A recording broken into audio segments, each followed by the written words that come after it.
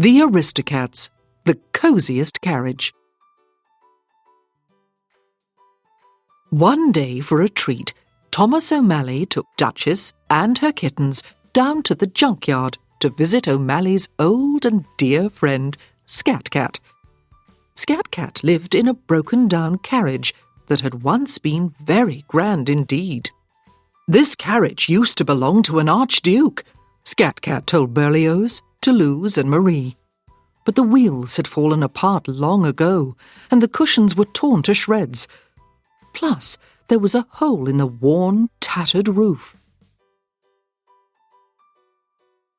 Still, to Scat-Cat, his home was perfect. "I feel free here," he told the kittens. "I can come and go as I please, and when I go to bed, there are the stars, a-twinkling and a-winking back at me." The kittens had a grand time playing with Scat-Cat in the junkyard, but when the sun went down, they were glad to return to the soft pillows and warm milk waiting for them back at Madame Bonfamille's mansion. But a few days later, who should appear at Madame's door but Scat-Cat? "You'll never believe it," he said. "I went to town to stretch my legs, and when I got back, the carriage was gone." "Naturally, you will have to stay with us," said Duchess. "Oh, goody!" cheered the kittens. "Well," Scat-Cat said, thinking it over, "that's a mighty nice invitation. Don't mind if I do." But after only one night, Scat-Cat began to feel blue. The life of a house cat just wasn't for him. Everything at Madame's happened according to a schedule. Scat-Cat missed coming and going as he pleased.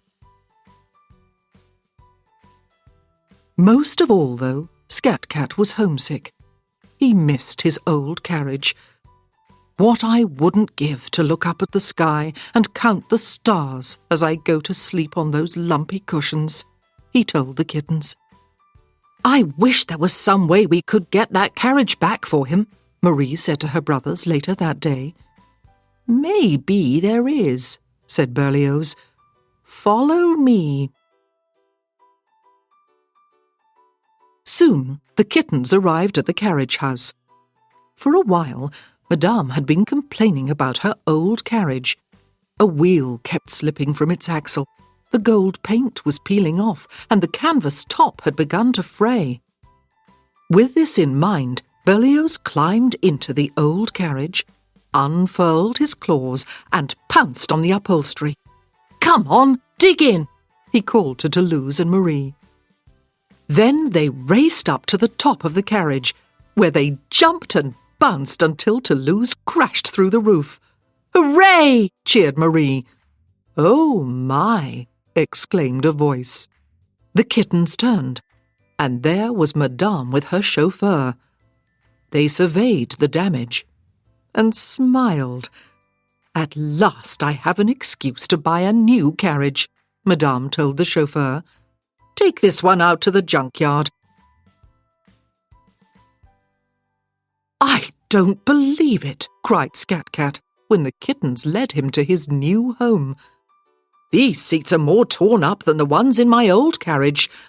And look at the size of the hole in the roof." "It's perfect," Scat-Cat told the kittens. "How can I ever thank you?"